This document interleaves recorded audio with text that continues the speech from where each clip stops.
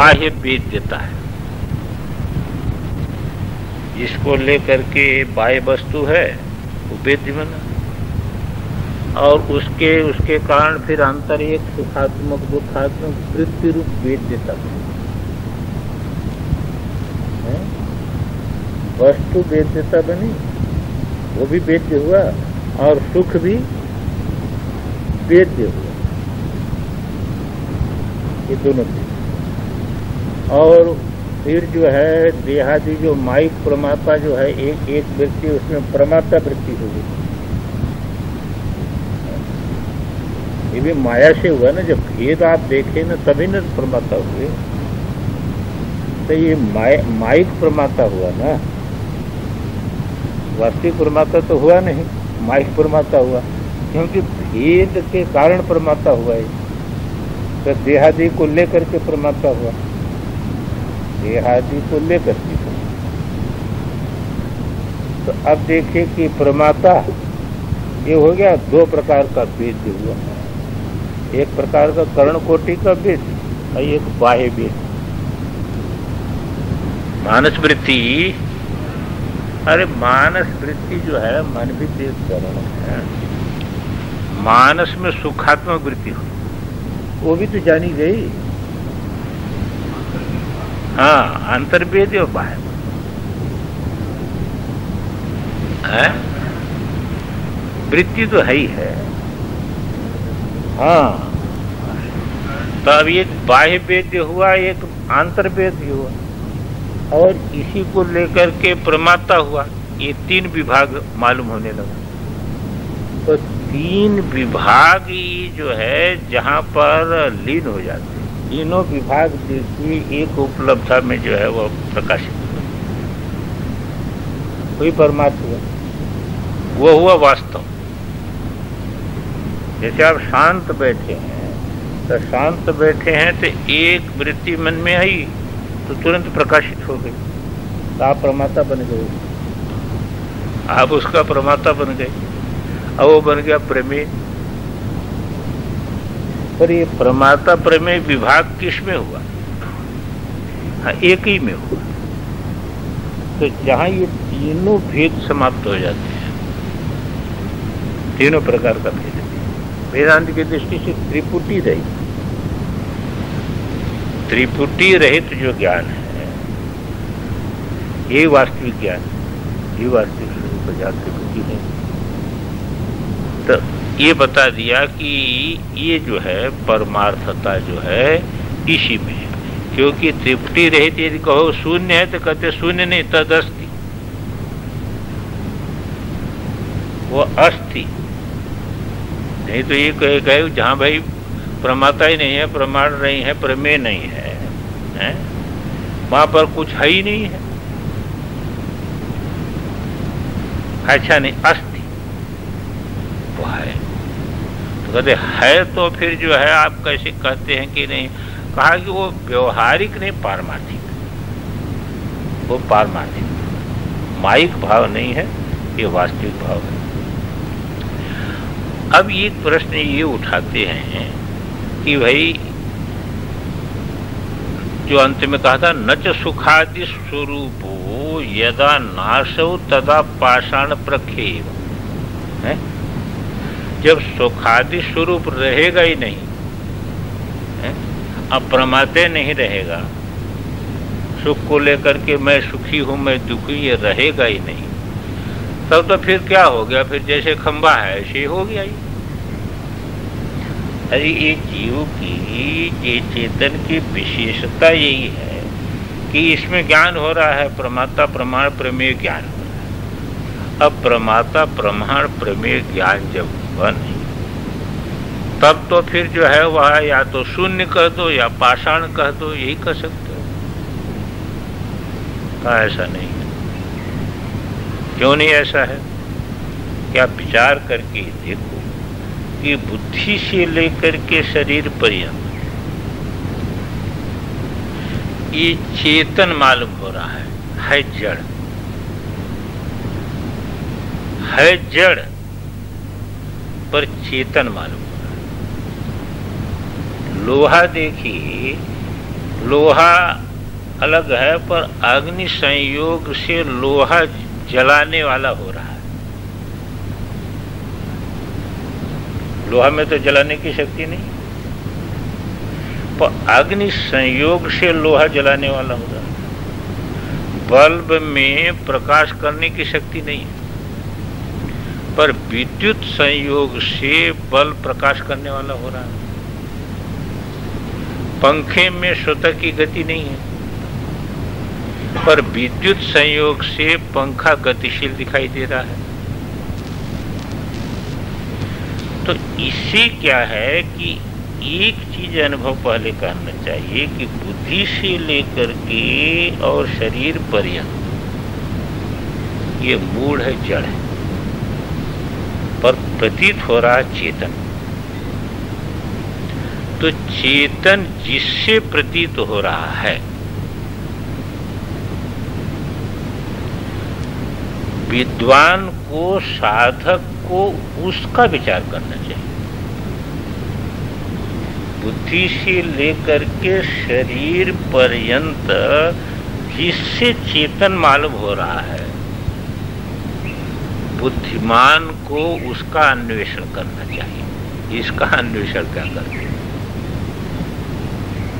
भाष्यकार भगवान ने कहा उसमें, एते जीवन्ति येन व्यवहृत विधेय, एते जीवन्ति येन तम प्राणाधीश मंतर्गत ममृत ममोम नैव मीमांसी। देह का विचार कर लेता है, स्त्री का विचार कर लेता है, धन का विचार कर लेता है, पशु का विचार कर लेता है, पर जिसी जी रहा है वो प्राणों का भी जो प्राण है, अंतर्गत जो अमृत है, जिस अमृत से ये जी रहा है उसका विचार करता ही नहीं। 24 घंटे इसी का विचार में लगा रहता है। शरीर कैसा है, बल कैसा है, जगत कैसा है, ये कैसा है, कमरा कैसा बना, तो आश्रम कैसा बना, तो मंदिर कैसा, इसी विचार में लगा रहा। लेकिन ये नहीं देखता कि ये शरीर इत्यादि के विचार में हम लगे हैं, लेकिन ये जिससे ये ढांचा चल रहा है वो कौन है,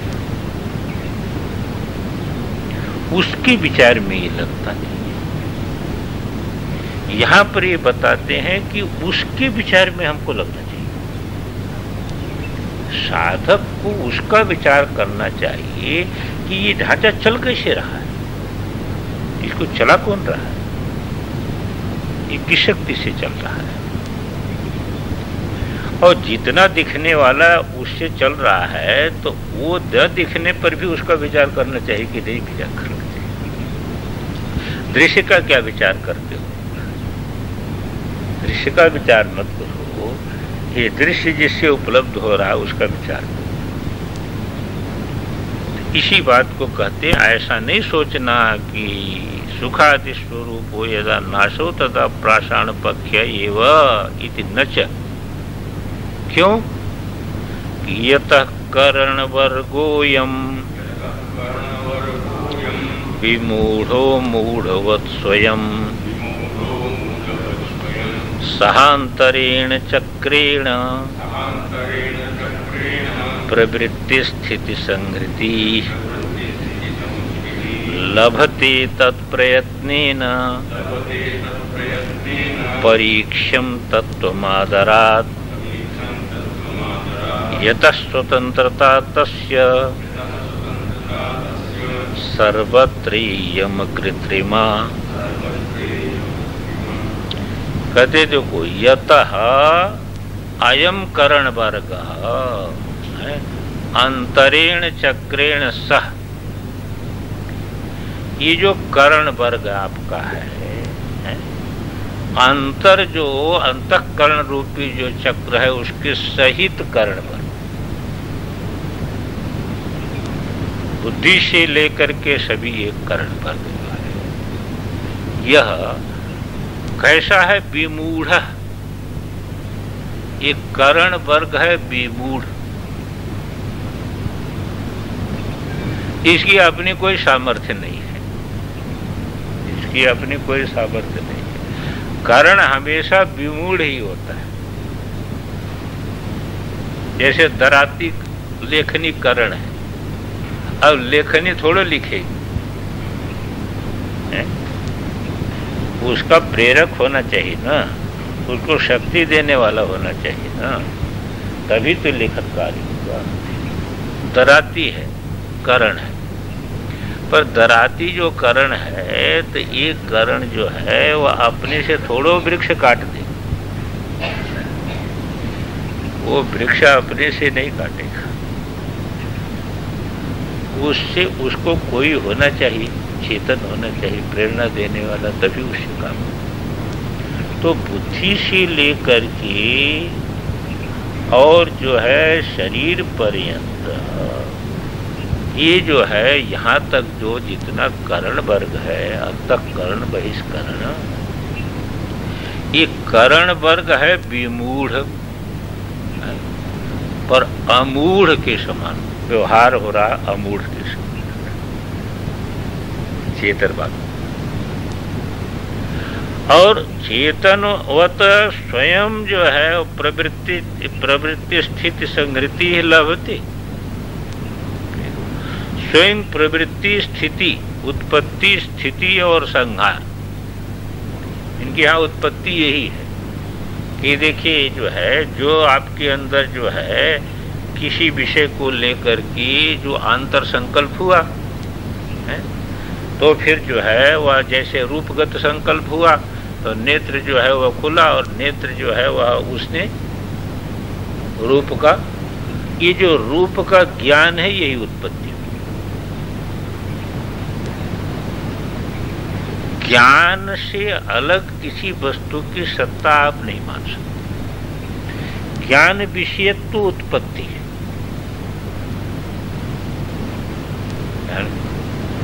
उत्पत्ति कहाँ है?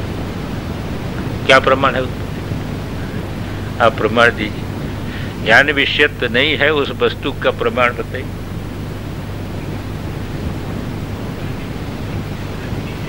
कोई भाई किसी के ज्ञान का विषय यदि नहीं है, तो पेटी में है, इसमें कोई प्रमाण, वो तो कहीं न कहीं ज्ञान का विषय बना है। ज्ञान का विषय नहीं बना है तो उसको आप सिद्ध नहीं कर सकते। अब ये अलग है कि आपके ज्ञान का विषय है, आपके ज्ञान का विषय नहीं है, ये यहाँ प्रश्न नहीं है। प्रश्न है ज्ञान विषयत्व ही उत्पत्ति है। और वस्तुतः उधर से देखिए तो ज्ञान विषयत्व ही सृष्टि है, और क्या है। अरे भाई यहाँ से आप देखते हैं तो आपको भ्रम भी होता है, पर तदेक्षता बहुश्याम प्रजाएय, वहां पर ज्ञान विषयत्व ही सृष्टि है, और तो कुछ नहीं सृष्टि है। और सृष्टि क्या है? स्वप्न में ज्ञान विषयत्व ही सृष्टि है, और तो कोई सृष्टि नहीं है। मनोराज्य में ज्ञान विषयत्व ही सृष्टि है, और तो कोई सृष्टि है नहीं। तो सृष्टि है ज्ञान विषयत्व, और जितने देर तक आपकी रंजना है उसमें है वही स्थिति है। और फिर आप प्रमाता में आ गए, फिर आप प्रमाता में आ गए। देखिए, आप प्रमाण के माध्यम से बहिर हुए तो ज्ञान विषयत्व आ गया, तो सृष्टि हो गई। आप थोड़े काल तक रंजित रहे, स्थिति हो गई उसकी, अब फिर प्रमाता में आप आ गए, निमीलन हो गया, संहार हो गया। ज्ञान विषयत्व था, अब फिर प्रमाता में आ गए तो वो जो है ज्ञान विषयत्व तो लीन हो गया उसमें, संहार हो गया। तो ये करण वर्ग के द्वारा, ये करण वर्ग देखिए अमूढ़ के समान स्वयं प्रवृत्ति स्थिति संहृति लभते। ये चेतन हो रहा, चेतन। लोहा में जलाने की शक्ति नहीं है, पर लोहा जला रहा है। किससे जला रहा है? ध्यान ये देना है किससे जलाना है। बल्ब में प्रकाश की शक्ति नहीं है, पर प्रकाश दे रहा, किससे दे रहा? उस विद्युत के विषय में विचार करना है। इसलिए कहा यतः, वही जो कहा ना, जो है तदा पाषाण प्रख्य एव इति चिन्ह। क्यों कि यतः करण वर्गोयम विमूढ़, ये विमूढ़ जो करण वर्ग है, अंतरेण चक्रेण सह, अंतःकरण के सहित प्रवृत्ति स्थिति संहृति ही लभते, यतः लभते।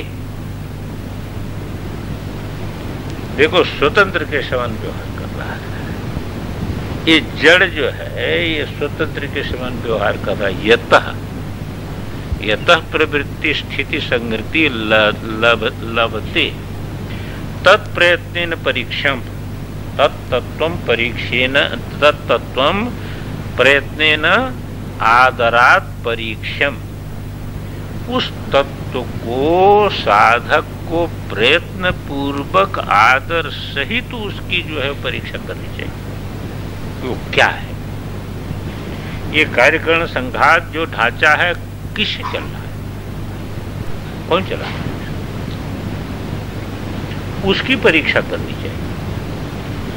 शतश्लोकी में श्लोक बहुत सुंदर है, भाष्यकार भगवान ने बहुत निर्देश किया।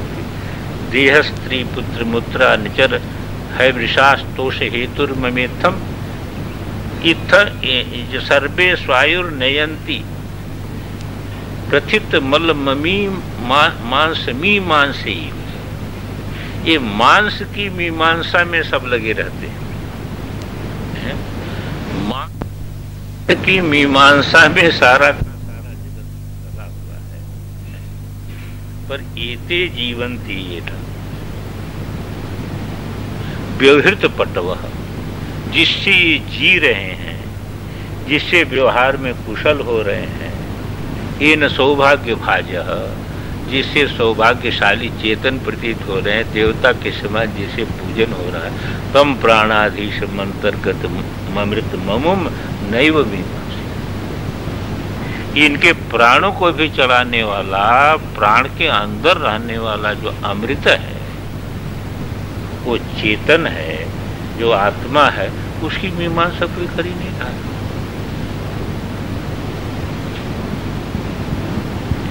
इसलिए यहाँ पर आपको ध्यान दिलाते हैं कि इसकी मीमांसा मत करो। शरीर की मीमांसा क्या करोगे? हैं?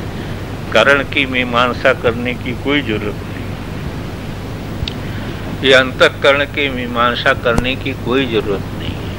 पर बुद्धि से लेकर के ये शरीर पर्यंत जिससे चल रहा है, जिससे सौभाग्यशाली हो रहा है, जिससे उत्पत्ति स्थिति प्रलय कर रहा है, वो कौन? उसकी मीमा तत्प्रयत्नेन परीक्षा, प्रयत्न पूर्वक उसकी परीक्षा कर, वही पुरुषार्थ है। इसकी परीक्षा ही पुरुषार्थ, उसकी परीक्षा करो,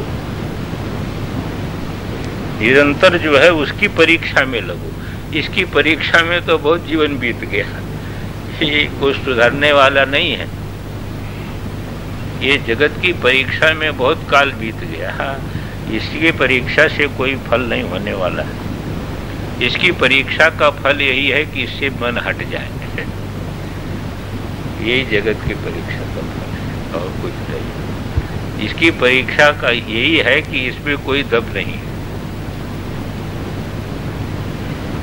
जिससे ये चल रहा है उसकी परीक्षा करनी चाहिए। इसको कहते हैं कि तत्प्रयत्नेन परीक्षम। और आदरात इसलिए कह दिया कि वो तत्व आपको भान नहीं हो रहा है, क्योंकि कर्ण का विषय बनेगा नहीं। तो आपको आदर पूर्वक पहले उसको स्वीकार करना पड़ेगा। यदि आप आदर बुद्धि नहीं देंगे तो स्वीकार कैसे करेंगे? पहले आदर पूर्वक उसको स्वीकार, अस्ति इत्येव उपलब्धव्यम्, अस्ति करके उसको स्वीकार। तो वो स्वीकार जब आप करेंगे, क्यों? अच्छा, उसकी परीक्षा क्यों करना? कहते उसकी परीक्षा इसलिए करना कि उसकी जो है यत स्वतंत्रता तस्य सर्वत्र इयम् अकृत्रिम, उसमें एक स्वातंत्र है और अकृत्रिम स्वातंत्र है। जैसे एक कृत्रिम स्वातंत्र होता है। कृत्रिम स्वातंत्र क्या है? राजा ने एक को मंत्री बना दिया है, मंत्री अपने जगह स्वतंत्र है कि नहीं? है कि नहीं? पर वो कृत्रिम स्वातंत्र है, वो वास्तविक स्वातंत्र नहीं, वो बनाया हुआ स्वातंत्र है। उसको अधिकार इतना दे दिया, अब उस अधिकार में जो है वो लगा है, अब वो सबको तो दिख ही रहा है, स्वतंत्र ही दिख रहा है। जिलाधीश है, बड़ा स्वतंत्र दिख रहा है अपने जिला के विषय में, पर वो स्वतंत्र नहीं है, वह कृत्रिम स्वतंत्र है। उसकी नियुक्ति वहां पर कर। ऐसी इंद्रियों की स्वतंत्रता, मन की स्वतंत्रता, बुद्धि की स्वतंत्रता, जो अहंकार की स्वतंत्रता, इसकी जो स्वतंत्रता मालूम हो रही है, हाँ, ये कृत्रिम स्वतंत्रता है, वास्तविक स्वतंत्रता नहीं है। उसकी स्वतंत्रता जो आपकी स्वतंत्रता है, जो आपके स्वरूप की स्वतंत्रता है, वो अकृत्रिम स्वतंत्रता। इसीलिए वहां पर उपनिषद में क्या निर्णय किया? किसी की सहायता उसने नहीं लिया। स्वकामयत भोष्याम प्रजाये। तो यहां पर देखिए, कृत्रिम स्वतंत्रता नहीं है, ये अकृत्रिम स्वतंत्रता है। स्वरूप की स्वतंत्रता जो है अकृत्रिम स्वतंत्रता है। हाँ, इसीलिए सुकृतम कहा ना, इसीलिए उसको कहा सुकृतम। अब ये भाई बीच में मत आओ, हैं? अब बैठ जाओ या दूर से प्रणाम कर लो, बीच में मत आओ, पाठ में विघ्न नहीं करना चाहिए।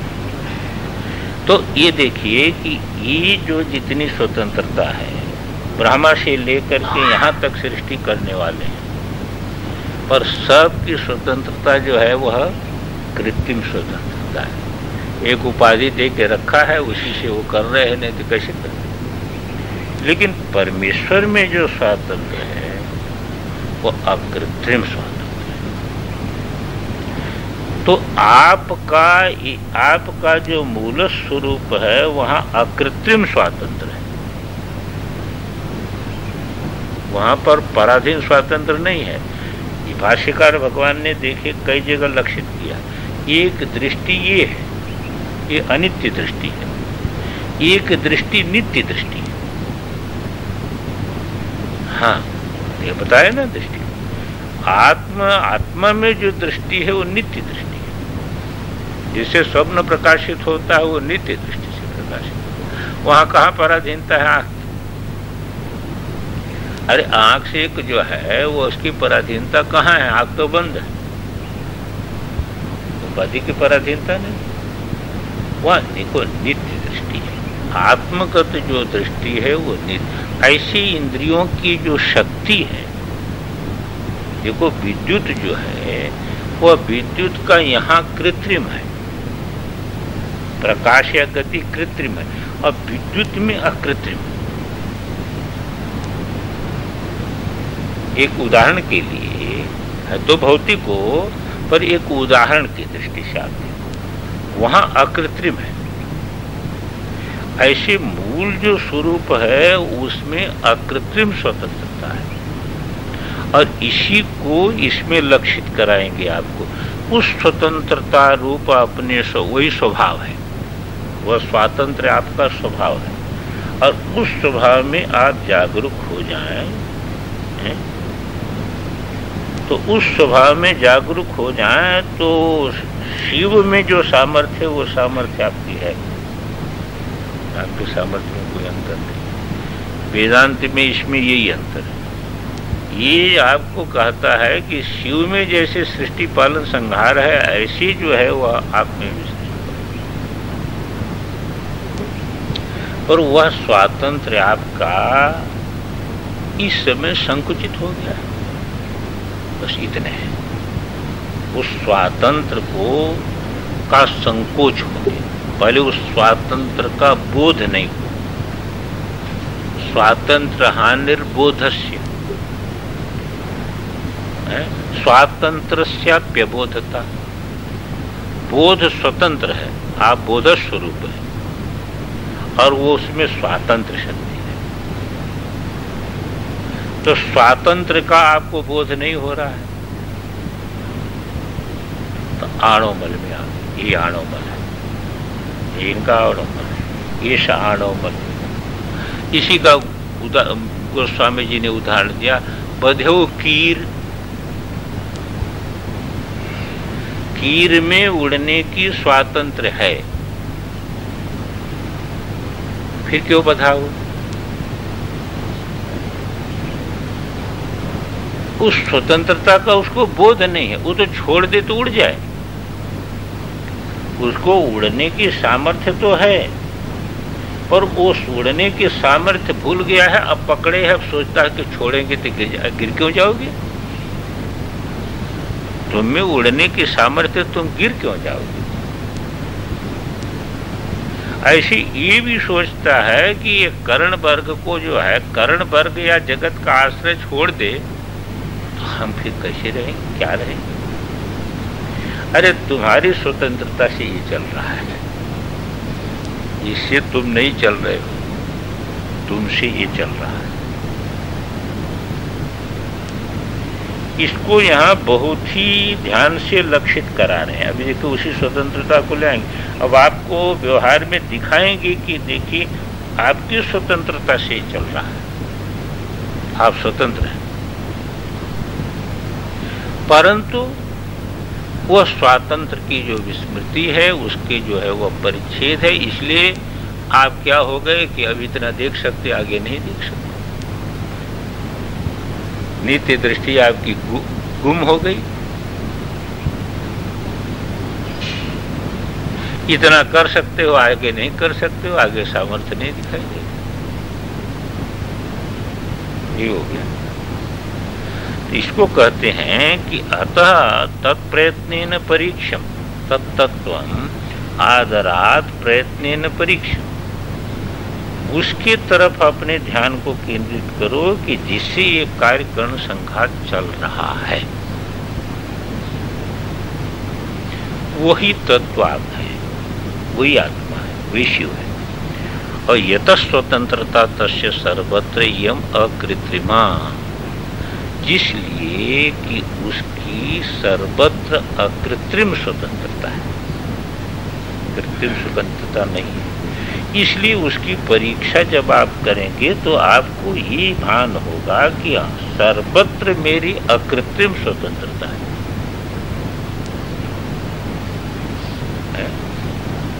सर्वत्र अकृत्रिम स्वतंत्रता। जैसे मान लीजिए कि कोई जो है वह सूर्य है और सूर्य के नीचे जो है 1000 घड़ा पानी भर करके रख दिया, तो कोई लाल घड़ा है तो उसमें लाल सूर्य दिख रहा है, कोई पीला घड़ा है, पीला जल है तो पीला सूर्य दिख रहा है, काला जल है तो काला सूर्य दिख रहा है। लेकिन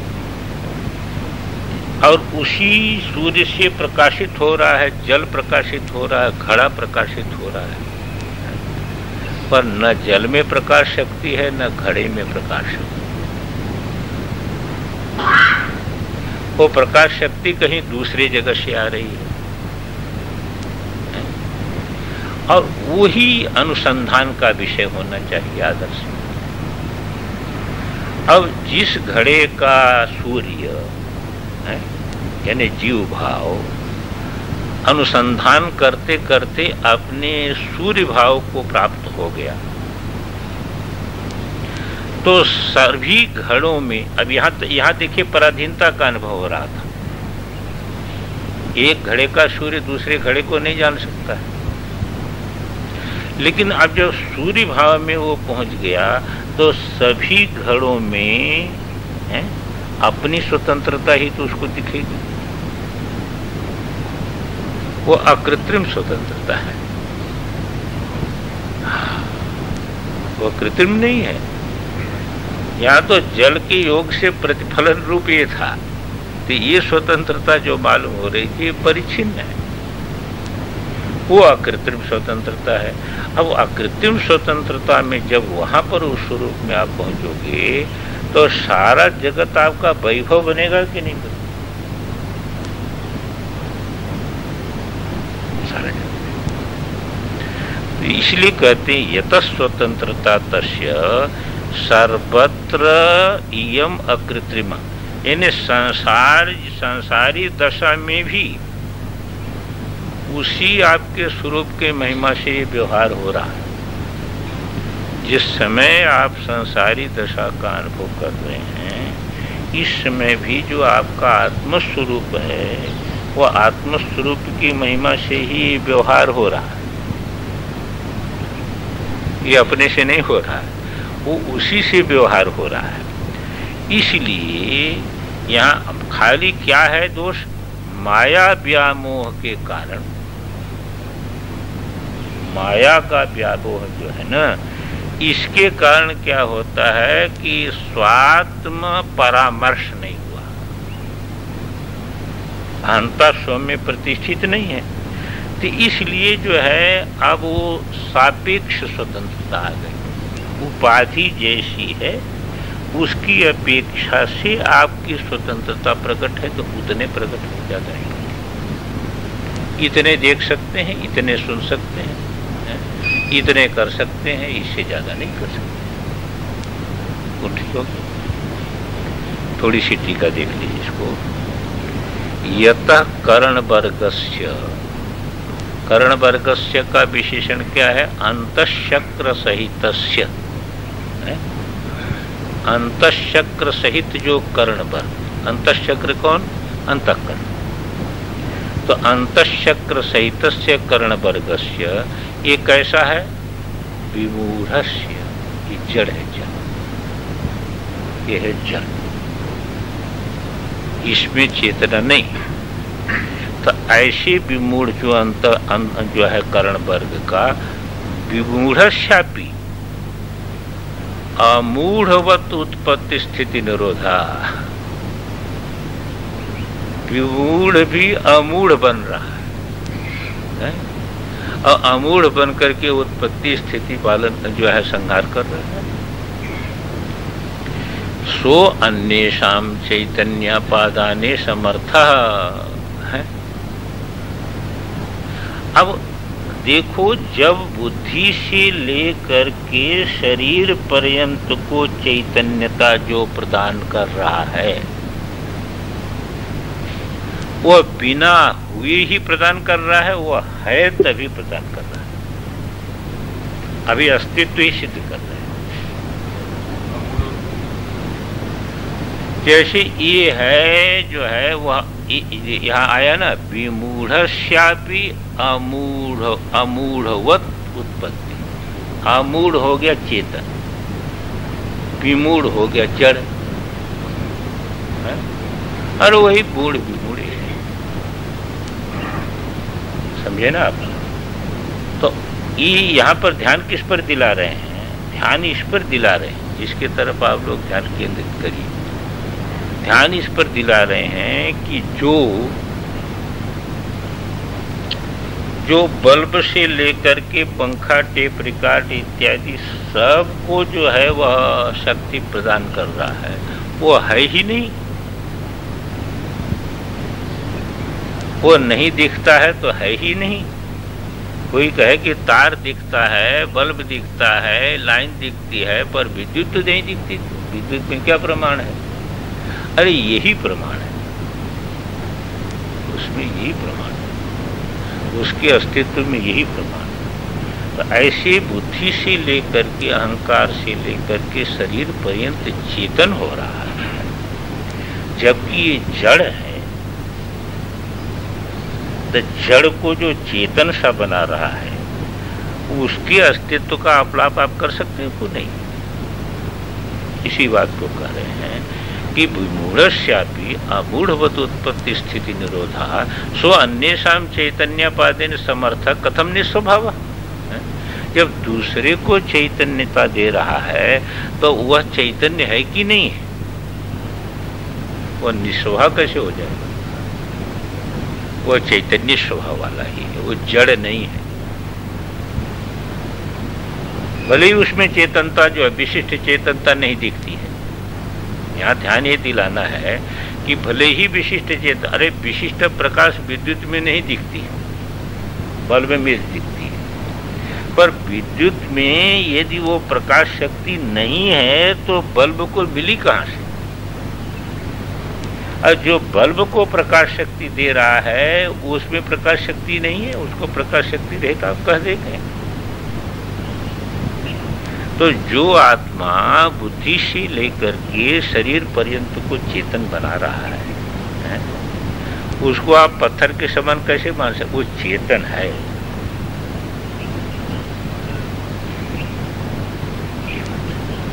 तो उसको कहा कि कथम निस्वभाव, वो निस्वभाव कैसे हो सकता है? नहीं, निस्वभाव माने वही तुच्छ, वो तुच्छ नहीं, वो चेतन है। तस्मात् तत्तत्वम, इसलिए वो जो तत्व है उस तत्व को यत्नेन परीक्षितव्यम योगिना। अरे जगत के लोग भले ही उसकी परीक्षा में नहीं लगे, कैसे लगेंगे? वो तो किसकी परीक्षा में लगे हैं? देह स्त्री पुत्र मित्रानुचर है विशास्तोष में तुर, वो तो इसी में लगे हैं ना। ये शरीर है, स्त्री है, पुत्र है, पशु है, धन है, बैंक बैलेंस है, इसी यही हमको आनंद देने वाला है, इसलिए इसकी मीमांसा में लगे हैं। सर्वे स्वायुर्नयन्ति प्रथित मति मलमि मांस मीमांस, ये मांस की मीमांसा में सारा का सारा जगत लगा है। शरीर की मीमांसा में लगा है मांस की। पर ये ढांचा किससे चल रहा है? इस कार्यक्रम संघात को चला कौन रहा है? इसलिए तस्मात् तत्तत्वम प्रयत्नेन परीक्षितव्यम योगिना, योगी को उसकी परीक्षा में लगना चाहिए, उसको खाने पीने में नहीं लग जाना चाहिए। वो खाने पीने आश्रम बनाने में लग जाएगा तो जो है वह गृहस्थ उसी में लगा है, तुम भी उसी में लग जाओ तो फिर काहे? इसलिए योगी को उसमें लगना चाहिए। तत्तत्वं वेत्नेन परीक्षितव्यम योगिना। क्यों? कहते यथा अस्य करणादिषु चैतन्य प्रदाने स्वातंत्रम। अब ये देखो, इसी को अनुभव में आगम इसीलिए अनुभव को लेकर के चलता है, युक्ति को लेकर के बहुत नहीं चलता, वो अनुभव को प्रधान बताता। देखो यहाँ पर तुम्हारे चलाने से ढांचा, माने चेतन से ये ढांचा चल रहा है कि नहीं? और ये चेतन तुम ही हो। देख लो, तुम जब संकल्प करते हो कि मैं रूप को देखो तो नेत्र प्रवृत्त होता है। तुम्हारे अंदर जब जो है वह जानने की इच्छा उत्पन्न होती तभी मन प्रवृत्त होता है, बुद्धि प्रवृत्त ध्यान में। तो तुम्हारे बल से ये जी रहा है कि इसके बल से तुम जी रहे हो।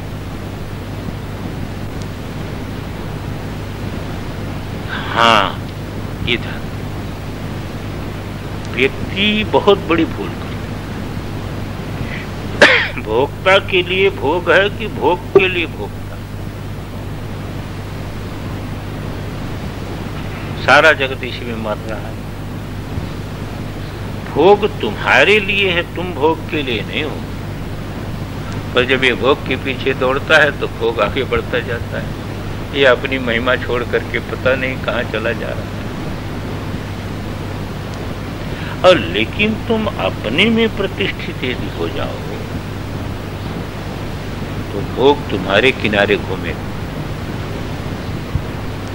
योगी को इस रहस्य को समझ, तुम अपने में प्रतिष्ठित हो जाओगे कि तो भोग तुम्हारे किनारे घूमता रहे, तुमको फुर्सत नहीं उधर देखने की, फुर्सत नहीं।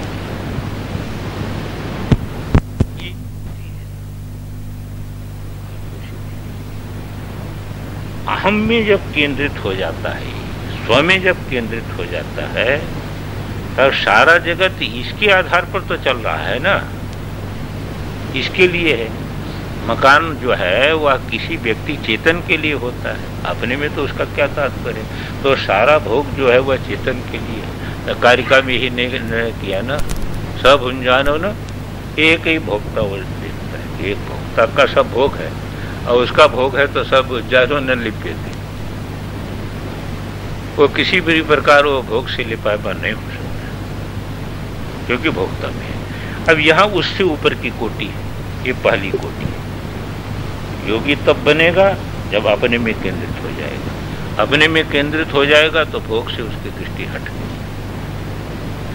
अब अपने में केंद्रित होगा तब फिर योगी को विचार करना पड़ेगा, ये कार्यकरण संघात जो चल रहा है ये किससे चल रहा है। तब उसे दिखेगा कि कार्यकरण संघात से अतिरिक्त में, क्योंकि मेरे बिना तो ये नहीं चल रहा है, मेरे बिना तो ये नहीं चल रहा है। तो कार्यकरण संघात से अतिरिक्त मेरा चेतन स्वरूप अब जब उसमें प्रतिष्ठित हो जाता है, ये देखिए क्षेत्र क्षेत्र के विभाग हो गए यहाँ पहुंचे, तब उसको लगता है कि फिर सर्वत्र मेरी ही स्वतंत्रता है और कहाँ स्वतंत्र है। इसी को गीता में जो है वो बिल्कुल इसी का आगम कर सकते हैं। पहले क्षेत्र को अलग कर दिया, क्षेत्र के बना, फिर क्षेत्र के को ईश्वर रूप कर दिया। क्षेत्र के को ईश्वर रूप करने का तात्पर्य क्या है? तात्पर्य यह है कि तब इसको लगता है कि सर्वत्र तो मेरी स्वतंत्रता होती है।